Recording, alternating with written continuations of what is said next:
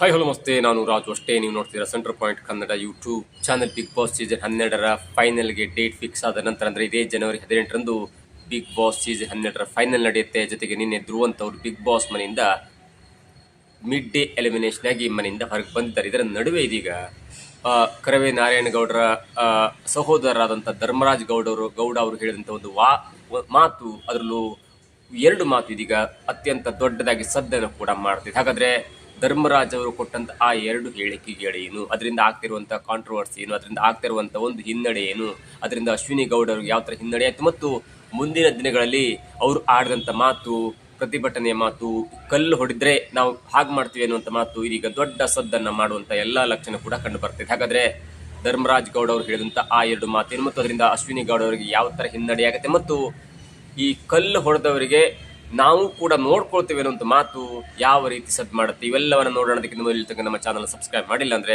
ಈಗಲೇ ಸಬ್ಸ್ಕ್ರೈಬ್ ಮಾಡಿ, ಜೊತೆಗೆ ಕಾಮೆಂಟ್ಗಳ ಮುಖಾಂತರ ತಮ್ಮ ಅಭಿಪ್ರಾಯವನ್ನು ತಿಳಿಸಬಹುದು. ಎಸ್ ವೀಕ್ಷಕರೇ, ಬಿಗ್ ಬಾಸ್ ಸೀಸನ್ 12ರ ಫೈನಲ್ಗೆ ಡೇಟ್ ಫಿಕ್ಸ್ ಆಗಿದೆ. ಜನವರಿ 18 ಅಂದ್ರೆ ಇದೇ ನಾಡಿದ್ದು ರವಿವಾರ ಬಿಗ್ ಬಾಸ್ ಸೀಸನ್ 12ರ ಫೈನಲ್ ಯಾರಾಗ್ತಾರೆ ಅಥವಾ ವಿನ್ನರ್ ಯಾರಾಗ್ತಾರನ್ನು ಕೂಡ ಗೊತ್ತಾಗುತ್ತೆ. ಇದರ ಮಧ್ಯೆ ಎರಡು ಸ್ಪರ್ಧಿಗಳು ಸಡನ್ ಆಗಿ ಎಮರ್ಜ್ ಆದಂತ ಅಶ್ವಿನಿ ಗೌಡ ಅವರು ಗೆಲ್ಲೇಬೇಕೆನ್ನುವಂತ ಹೋರಾಟವನ್ನ ಕನ್ನಡ ರಕ್ಷಣಾ ವೇದಿಕೆಯ ಅನೇಕರು ಹೋರಾಟಗಾರರು, ಮುಖಂಡರು ಹೇಳ್ತಾ ಬಂದಿದ್ರು. ಇದರ ವಿರುದ್ಧವಾಗಿ ನೋಡಿ, ಇಲ್ಲಿಯ ತನಕ ಅಶ್ವಿನಿ ಗೌಡ ಗೆಲ್ಲಿ ಈಸ್ ಎ ಗುಡ್ ಕ್ಯಾಂಡಿಡೇಟ್, ಅದರಲ್ಲಿ ಯಾವುದೇ ಒಂದು ವ್ಯತ್ಯಾಸ ಇಲ್ಲ, ಯಾವುದೇ ಒಂದು ಕೋಲಾಹಲ ಇಲ್ಲ. ಯಾಕಂದ್ರೆ Ashwini Gowda being female candidate, ಅವರು ತುಂಬಾ ಚೆನ್ನಾಗಿ ಆಡ್ತಾರೆ. ಅದನ್ನು ಬಿಟ್ಟು ಒಂದು ರಕ್ಷಣಾ ವೇದಿಕೆಯಾಗಿ ಅವರ ಪರವಾಗಿ ಬ್ಯಾಟ್ ಬೀಸುವುದು ಎಷ್ಟು ಸರಿ ಅಂದ್ರೆ, ಕನ್ನಡ ರಕ್ಷಣಾ ವೇದಿಕೆ ಅಂದ್ಕೂಡ ನಾವು ಯಾವುದೇ ಒಂದು ಪಕ್ಷ ಬೆಂಬಲಿಸ್ತೀವಿ ಬಿಡ್ತೀವಿ, ಆದರೆ ಕನ್ನಡ ರಕ್ಷಣಾ ವೇದಿಕೆನ ಬೆಂಬಲಿಸ್ತೀವಿ. ಯಾಕಂದ್ರೆ ಅದು ಕನ್ನಡಕ್ಕಾಗಿ ಪ್ರತಿ ಕ್ಷಣವೂ ದುಡಿತಾ ಇರುತ್ತೆ. ಯಾಕಂದ್ರೆ ನಾವು ಕನ್ನಡ ಈ ಬೇರೆ ಬೇರೆ ಭಾಷೆಗಳಿಂದ ಅಥವಾ ಇಂಗ್ಲಿಷ್ನ ಹಾವಳಿಯಿಂದ ಕನ್ನಡ ಎಲ್ಲಿ ಮಾಯವಾಗುತ್ತೆ ಅನ್ನುವಂಥ ಭಯದಲ್ಲಿರುವಾಗ ಕನ್ನಡ ರಕ್ಷಣಾ ವೇದಿಕೆ ಒಂದು ದೊಡ್ಡ ಸಂಘಟನೆ, ಮತ್ತು ನಮ್ಮ ಕನ್ನಡರಿಗೆ ಎಂದು ಅನ್ಯಾಯವಾದರೆ ಬೇರೆ ರಾಜ್ಯಗಳಿಂದ ಬೇರೆ ಬೇರೆ ಒಂದು ಸಂಘಟನೆಗಳಿಂದ ಬೇರೆ ಬೇರೆ ಒಂದು ಭಾಷೆಗಳಿಂದ ತೊಂದರೆ ಅದಕ್ಕೆ ಮೊಟ್ಟ ಮೊದಲು ಬಂದು ಹೆಲ್ಪ್ ಮಾಡೋದು ಕನ್ನಡ ರಕ್ಷಣಾ ವೇದಿಕೆ.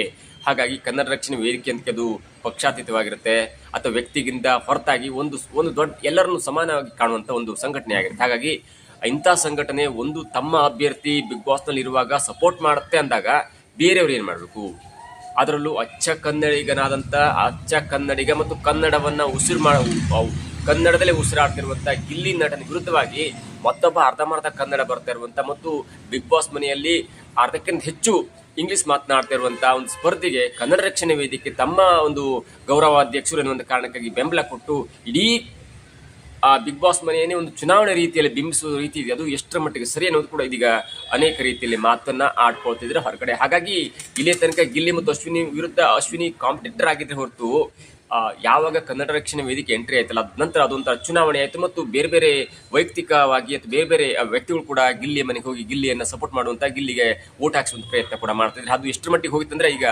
ಚುನಾವಣೆಯಲ್ಲಿ ಎರಡು ಸ್ಪರ್ಧೆಗಳು ನಿಂತಾಗ, ಅದು ಯಾವ ಚುನಾವಣೆ, ಗ್ರಾಮ ಪಂಚಾಯತ್ ಚುನಾವಣೆಯಲ್ಲಿ ಇನ್ನೇನು ಪ್ರಧಾನಮಂತ್ರಿ ಚುನಾವಣೆನೋ ಅಥವಾ ಮುಖ್ಯಮಂತ್ರಿ ಚುನಾವಣೆನೋ, ಆ ಲೆವೆಲ್ಗೆ ಇಬ್ಬರು ಸ್ಪರ್ಧಿಗಳು ಹೋರಾಡ್ತಾರೆ ಇರುವಂತಹ ಒಂದು ಕಾದಾಟ ಮೇಲೆ ನೋಡಿ ಕಾರಣವಾಗ್ತದೆ. ಅದಕ್ಕೆ ಎರಡು ಹೇಳಿಕೆಗಳು, ಅದರಲ್ಲೂ ಕರವೇ ನಾರಾಯಣಗೌಡರ ಅಧ್ಯಕ್ಷರಾದಂಥ ನಾರಾಯಣಗೌಡರ ಸಹೋದರರಾದಂಥ ಧರ್ಮರಾಜ್ ಗೌಡ ಅವರು ಕೊಟ್ಟಂತ ಹೇಳಿಕೆ, ಅದರಲ್ಲಿ ಎರಡು ಹೇಳಿಕೆ. ಒಂದು, ಯಾವಾಗ ನಾರಾಯಣಗೌಡರು ತಮ್ಮ ಮಗನ ಮದುವೆಯ ಕಾರಣಕ್ಕಾಗಿ ಸುದೀಪ್ ಅವರ ಮನೆಗೆ ಹೋಗಿ ಒಂದು ಆಮಂತ್ರಣ ಪತ್ರಿಕೆಯನ್ನು ಅದಾದ ನಂತರ ಸೋಷಿಯಲ್ ಮೀಡಿಯಾದಲ್ಲಿ ದೊಡ್ಡ ಹಾವಳಿ ಆಯಿತು. ಇನ್ನೇನು ಕರವೇ ನಾರಾಯಣಗೌಡರು ಸುದೀಪ್ ಅವ್ರನ್ನ ಮೀಟ್ ಮಾಡಿ ಅಶ್ವಿನಿ ಗೌಡರ ಪರ ಬ್ಯಾಟ್ ಬೀಸುವಂತೆ ಮೀಟಿಂಗ್ ಮಾಡಿದ್ರು. ಅದು ಕೂಡ ಬಯಲಾಯಿತು, ಬಯಲಾಯ್ತು ಅನ್ನುವಂಥ ಒಂದು ಹೆಡ್ಲೈನ್ಸ್ ಅಡಿಯಲ್ಲಿ ಯಾವಾಗ ಸುದ್ದಿ ಹರಿದಾಡ್ತಲ್ಲ, ಅದಾದ ನಂತರ ರೊಚ್ಚಿಗೆದಂತ ಧರ್ಮರಾಜ್, ಎಸ್ ಅಫ್ಕೋರ್ಸ್ ಅದರಲ್ಲಿ ಏನು ಎರಡು ಮಾತಿಲ್ಲ, ಯಾಕಂದ್ರೆ ಅವರು ಮೀಟ್ ಆಗಿದ್ದೇ ಬೇರೆ ಕಾರಣಕ್ಕಾಗಿ, ಆದರೆ ಸೋಷಿಯಲ್ ಮೀಡಿಯಾದಲ್ಲಿ ಹರಿದಾಡದೆ ಬೇರೆ ಕಾರಣಕ್ಕಾಗಿ. ಧರ್ಮರಾಜ್ ಗೌಡ ಅವರು ಒಂದು ಖಾಸಗಿ ಸುದ್ದಿ ಸಂಸ್ಥೆಗೆ ಕೊಟ್ಟಂತ ಹೇಳಿಕೆ ಇದೆಯಲ್ಲ, ಯಾಕ್ರಿ ನಾರಾಯಣಗೌಡ್ರ ಅಂತ ಒಬ್ಬ ಮೇಧಾವಿ ಯಾಕ್ರಿ ಸುದೀಪ್ ಅವ್ರ ಮನೆಗೆ ಮೀಟ್ ಮಾಡ್ತಾರೆ, ಅದರಲ್ಲೂ ಅಶ್ವಿನಿ ಗೌಡ್ರನ್ನ ಯಾಕೆ ಹೆಲ್ಪ್ ಮಾಡ್ಬೇಕಂತ ಕೇಳಬೇಕು. ಅದು ಕೊಟ್ಟು ಹೋಗಿದ್ದು ಬೇರೆ ಕಾರಣಕ್ಕಾಗಿ, ವೈಯಕ್ತಿಕ ಕಾರಣಕ್ಕಾಗಿ, ಅವರ ಮಗನ ಮದುವೆಗಾಗಿ ಹೋಗಿದ್ದು, ಅವ್ರಿಗೆ ಆಮಂತ್ರಣ ಕೊಡ್ಲಿಕ್ಕೆ ಹೋಗಿದ್ದು. ಅದರ ಬಿಟ್ಟು ಸೋಷಿಯಲ್ ಮೀಡಿಯಾ ಹಾಳು ಮಾಡ್ತಿದೆ, ಸಮಾಜವನ್ನು ಹಾಳು ಮಾಡ್ತಿದೆ ಅನ್ನುವಂಥ ಕಾರಣವನ್ನು ಹೇಳ್ತಾ, ಬಿಗ್ ಬಾಸ್ ಏನ್ರಿ ಒಂದು ಪುಟುಗೋಶಿ ಕಾರ್ಯಕ್ರಮ, ಅದಕ್ಕೆ ಯಾಕೆ ಪ್ರಮೋಟ್ ಮಾಡಬೇಕು, ಅದಕ್ಕೆ ಯಾಕೆ ಅಶ್ವಿನಿ ಗೌಡ್ರನ್ನ ಗೆಲ್ಲಿಸ್ಲಿ ಅಂತ ನಾರಾಯಣಗೌಡ ಹೇಳ್ತಾರೆ, ಅದೊಂದು ಪುಟುಗೋಶಿ ಕಾರ್ಯಕ್ರಮ ಅನ್ನುವಂಥ ಮಾತನ್ನು ಹೇಳಿದ್ರು. ಹಾಗಾಗಿ ಅದು ಒಂದು ಮಾತು ಇದೀಗ ಅಶ್ವಿನಿ ಗೌಡ್ರನ್ನ ಮನೆಯಿಂದ ಹೊರಗೆ ಬರುವಂತ ಎಲ್ಲ ಚಾನ್ಸ್ ಕೊಟ್ಟಿದೆ. ನಾನು ಹೇಳ್ತೇನೆ, ಯಾಕಂದ್ರೆ ನಾನು ಬಿಗ್ ಬಾಸ್ ಕಾರ್ಯಕ್ರಮದ ಬಗ್ಗೆ ಕೊಟ್ಟಂತ ಒಂದು ಸ್ವಲ್ಪ ವಿಶ್ಲೇಷಣೆ ಅದು ಸತ್ಯವಾಗ್ತದೆ. ಯಾಕಂದ್ರೆ ಅತ್ಯಂತ ದೊಡ್ಡ ಹಿನ್ನಡೆ ಆಗುತ್ತೆ ನಿಮಗೆ. ಗಿಲ್ಲಿ ಗೆಲ್ತಾರ ಬಿಡ್ತಾರ, ಆದ್ರೆ ರಕ್ಷಿತಾ ಶೆಟ್ಟಿ ಗೆದ್ರು ಓಕೆ ಅನ್ಬೋದು. ಆದರೆ ಅಶ್ವಿನಿ ಗೌಡ್ರನ್ನ ಗೆಲ್ಸಲಿಕ್ಕೆ ಸಾಧ್ಯವಿಲ್ಲ ಬಿಗ್ ಬಾಸ್. ಆ ಮಟ್ಟಿಗೆ ಅದೊಂದು ಹೇಳಿಕೆ ದೊಡ್ಡ ಕಾಂಟ್ರವರ್ಸಿ ಆಗುತ್ತೆ. ಯಾಕಂದರೆ ಬಿಗ್ ಕನ್ನಡ ರಕ್ಷಣಾ ವೇದಿಕೆಯ ಬೆಂಗಳೂರು ನಗರ ಅಧ್ಯಕ್ಷರೇ ಬಿಗ್ ಬಾಸ್ ಕಾರ್ಯಕ್ರಮ ಒಂದು ಪುಟ್ಗೋಸಿ ಕಾರ್ಯಕ್ರಮ ಅಂದಾಗ ಅಂಥ ಒಬ್ಬ ಅಭ್ಯರ್ಥಿಯನ್ನ ಬಿಗ್ ಬಾಸ್ ಮನೆಯ ಒಳಗಡೆ ಇರುವಂಥ ಅಭ್ಯರ್ಥಿಯನ್ನು ಗೆಲ್ಲಿಸ್ಬಿಟ್ರೆ ಮುಂದೆ ಬಿಗ್ ಬಾಸ್ ಕಾರ್ಯಕ್ರಮ ಜನರನ್ನು ಅಂದ್ಕೊಂಡು ಬಿಡ್ತಾ ಇದೊಂದು ಪುಟ್ಗೋಸಿ ಕಾರ್ಯಕ್ರಮ ಅಂತ. ಹಾಗಾಗಿ ಇದು ದೊಡ್ಡ ಹಿನ್ನಡೆಯಾಗುತ್ತೆ.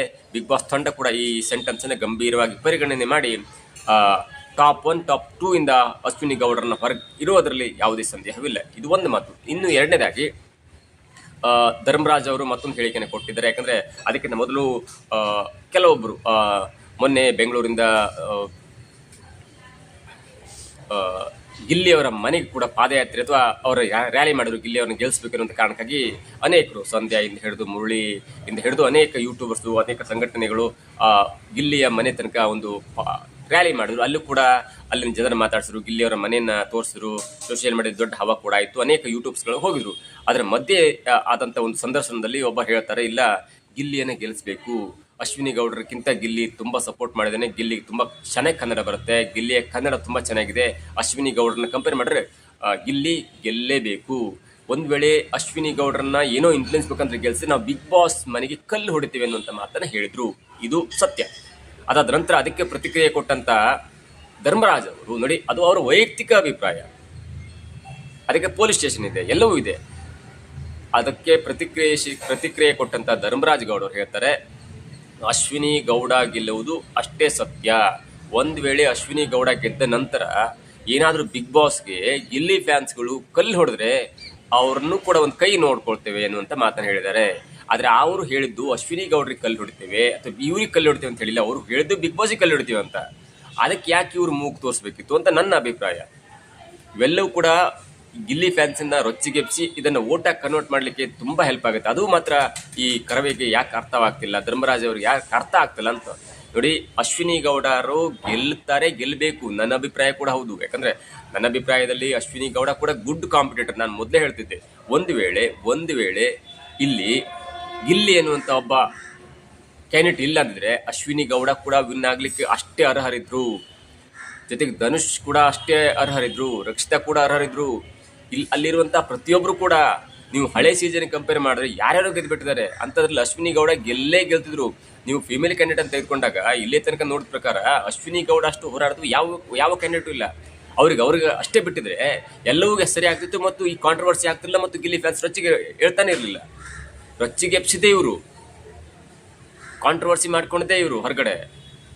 ಗಿಲ್ಲಿ ಅಷ್ಟು ಹವಾ ಇರ್ತಿರಲಿಲ್ಲ ಮತ್ತು ಅಶ್ವಿನಿ ಗೌಡರು ಹೇಳಿದಂಥ ಎರಡು ಮಾತಿಗೆ ಅವರು ರೊಚ್ಚಿಗೆ ಬಿದ್ರೆ ಬಿಟ್ಟು ಸ್ಪೈನಲ್ ಕಾರ್ಡ್ ಇಲ್ಲ ಅಂತ ಮಾತಿರ್ಬೋದು, ಆ ರಕ್ಷಿತಾ ಶೆಟ್ಟಿ ಅವ್ರಿಗೆ ಹೇಳಿದ ಮಾತು ಕೂಡ ಮರೆಯಾಗಿತ್ತು. ಆದರೆ ಯಾವಾಗ ಈ ರಕ್ಷಣಾ ವೇದಿಕೆ ಎಂಟ್ರಿ ಆಯ್ತಲ್ಲ, ಅದಾದ ನಂತರ ಇವೆಲ್ಲ ಆಗಿದ್ದು.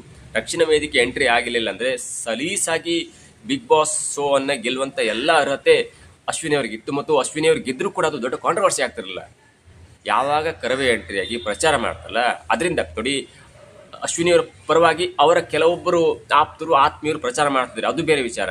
ಹಾಗಾಗಬೇಕಿತ್ತು ಪ್ರಚಾರ. ಹೇಗಾಗಬೇಕಿತ್ತು ಅಂದರೆ ಅಶ್ವಿನಿ ಗೌಡರ ಪರವಾಗಿ ಅವರು ಆತ್ಮೀಯರು 4-5 ಕಾರ್ ಬಿಟ್ಕೊಂಡು ಇಡೀ ಕರ್ನಾಟಕ ರಾಜ್ಯದಂತೆ ಓಟಾಗಿ ಕನ್ವರ್ಟ್ ಮಾಡ್ತಿಲ್ಲ, ಆ ಕಾರ್ಯಕ್ರಮ ಆಗಬೇಕಿತ್ತು. ಆವಾಗ ಯಾವುದೂ ಕಾಂಟ್ರವರ್ಸಿ ಆಗ್ತಿರಲಿಲ್ಲ. ನೇರವಾಗಿ ಒಂದು ಸಂಘಟನೆಯ ಒಂದು ಒಳ್ಳೆ ಹುದ್ದೆಯಲ್ಲಿದ್ದರು ಬಂದು ಎಂಟ್ರಿ ಆದಾಗ ಅದು ಕಾಂಟ್ರವರ್ಸಿ ಆಗುತ್ತೆ. ನಾರಾಯಣ ಗೌಡರು ಸುದೀಪ್ ಅವರು ಮೀಟ್ ಮಾಡಿದ್ರು, ಅಷ್ಟಕ್ಕೆ ಕಾಂಟ್ರವರ್ಸಿ ಆಗ್ತಿಲ್ಲ. ಒಂದು ಸ್ಟೇಟ್ಮೆಂಟ್ ಟ್ವೀಟ್ ಮಾಡಿ ಬಿಟ್ಬಿಡುತ್ತು, ನಾನು ನನ್ನ ವೈಯಕ್ತಿಕ ಕಾರಣಕ್ಕಾಗಿ ಮದುವೆ ಕಾರಣಕ್ಕಾಗಿ ಹೋಗಿದ್ವಿ ಮತ್ತು ಅದರ ಸಂಘಟನೆ ಬೇರೆಯವ್ರು ಹೇಳ್ಬೋದಿತ್ತು. ಯಾಕಂದರೆ ನಿನ್ನೆ ಕೂಡ ಫೋಟೋ ವೈರಲ್ ಆಗ್ತಿದೆ, ಮಗನ ಮದುವೆಗೆಲ್ಲ ಮಗಳ ಮದುವೆಗೂ ಕರೆದಿದ್ರು ಅನ್ನುವಂಥ ಫೋಟೋ ಅಷ್ಟು ಸಾಕಿತ್ತು. ಅಂಥದ್ದೊಂದು ಯಾರಾದ್ರೊಬ್ಬರು ಕರವೇ ಕಡೆಯಿಂದ ಅಥವಾ ಯಾರಾದರೂ ಸ್ಟೇಟ್ಮೆಂಟ್ ಕೊಟ್ಟರೆ ಅಷ್ಟಕ್ಕೆ ಮುಗಿದಿತ್ತು. ಆದರೆ ಇಲ್ಲಿ ಈ ಉದ್ರೇಕಕಾರಿ ಮಾತುಗಳು ಅಥವಾ ಈ ಹೋರಾಟದ ಅತಿರೇಕದ ಮಾತುಗಳು ಸ್ವಲ್ಪ ಅಶ್ವಿನಿಯವರಿಗೆ ಹೊರತಾಗಿದೆ ಮತ್ತು ಪುಟ್ಗೋಸಿ ಎನ್ನುವಂಥ ಮಾತಿರ್ಬೋದು. ಕೆಲವೊಂದು ಮಾತುಗಳು ಇದೀಗ ಅಶ್ವಿನಿಯವರಿಗೆ ದೊಡ್ಡ ಹೊಡೆತ ಕೊಡುವಂಥ ಎಲ್ಲ ಲಕ್ಷಣ ಕೂಡ ಕಂಡು ಬರ್ತದೆ. ಇದರ ಪ್ರಮುಖ ಸಾರಾಂಶ ಇಷ್ಟೇ, ಗಿಲ್ಲಿ ಗೆಲುವಿಗೆ ಇವೆಲ್ಲವೂ ಕೂಡ ಪೂರಕವಾಗುತ್ತೆ. ಗಿಲ್ಲಿ ಗೆಲುವು ಅದು ಸನಿವಾಗಿತ್ತು, ಆದರೆ ಗಿಲ್ಲಿ ಗೆಲುವಿನ ಜೊತೆಗೆ ಬಿಗ್ ಬಾಸ್ಗೂ ಒಂದು ಸ್ವಲ್ಪ ಪ್ರಮೋಟ್ ಮಾಡ್ದಂಗೆ ಆಯ್ತು. ಹಿಂದೆ ಬಿಗ್ ಬಾಸ್ ಕಾರ್ಯಕ್ರಮ ಇಂಗ್ಲೀಷು ಸರಿ ಇಲ್ಲ, ಹೇಳ್ದು ಸರಿ ಇಲ್ಲ, ಅದು ಹಾಗೆ ಹೀಗೆ ಬಿಗ್ ಬಾಸ್ನಲ್ಲಿ ಎಲ್ಲ ಇಂಗ್ಲೀಷ್ ಮಾತಾಡ್ತಾರೆ, ಬಿಗ್ ಬಾಸ್ಗೆ ಸಪೋರ್ಟ್ ಮಾಡಬಾರ್ದು ಎನ್ನುವಂಥ ಒಂದು ಹೇಳಿಕೆಯನ್ನು ಇಂಥವರಿಗೆ ಕೊಟ್ಟಾಗ, ಜೊತೆಗೆ ರೂಪೇಶ್ ರಾಜಣ್ಣ ಎನ್ನುವಂಥ ಕನ್ನಡ ಹೋರಾಟಗಾರ ಬಿಗ್ ಬಾಸ್ ಹೋಗೋಕ್ಕಿಂತ ಮೊದಲು ಬಿಗ್ ಬಾಸ್ ಸರಿ ಇಲ್ಲ, ಬಿಗ್ ಬಾಸ್ ಕಾರ್ಯಕ್ರಮ ಅದು ಇಂಗ್ಲೀಷ್ ಕಾರ್ಯಕ್ರಮ ಹಾಗೆ ಎನ್ನುವಂಥ ವ್ಯಕ್ತಿ. ಅದಾದ ನಂತರ ಬಿಗ್ ಬಾಸ್ಗೆ ಹೋದಾಗಲೂ ಕೂಡ ಈ ಸಂಘಟನೆಯ ಈ ಸದಸ್ಯರುಗಳು ಯಾವಾಗೂ ಕೂಡ ರೂಪೇಶ್ ರಾಜಣ್ಣವ್ರನ್ನ ಸಪೋರ್ಟ್ ಮಾಡಿಲ್ಲ. ನಮ್ಮ ಒಬ್ಬ ಕನ್ನಡ ಹೋರಾಟಗಾರ ಕಂಪೇರ್ ಮಾಡಿದ್ರೆ ಕನ್ನಡ ವ್ಯಕ್ತಿತ್ವದಲ್ಲಿ, ಕನ್ನಡ ಮಾತಿನಲ್ಲಿ, ಕನ್ನಡ ಭಾಷೆಯಲ್ಲಿ, ಕನ್ನಡ ಸ್ಪಷ್ಟತೆಯಲ್ಲಿ ಅಶ್ವಿನಿ ಗೌಡ್ರಿಗಿಂತ ರೂಪೇಶ್ ರಾಜಣ್ಣವರು ತುಂಬಾ ಚೆನ್ನಾಗಿದ್ದಾರೆ. ಅಂಡ್ ಹೀಸ್ ಅಹೆಡ್ ಆಫ್, ತುಂಬಾ ಮುಂದಿದ್ದಾರೆ ಅವರು ಅಶ್ವಿನಿಗಿಂತ. ಅಂತ ವ್ಯಕ್ತಿಯನ್ನು ಯಾವತ್ತೂ ಕೂಡ ಕನ್ನಡ ರಕ್ಷಣಾ ವೇದಿಕೆಯವರು ಮುಂದೆ ಬಂದು ರೂಪೇಶ್ ರಾಜಣ್ಣವರಿಗೆ ಸಪೋರ್ಟ್ ಮಾಡಲಿಲ್ಲ.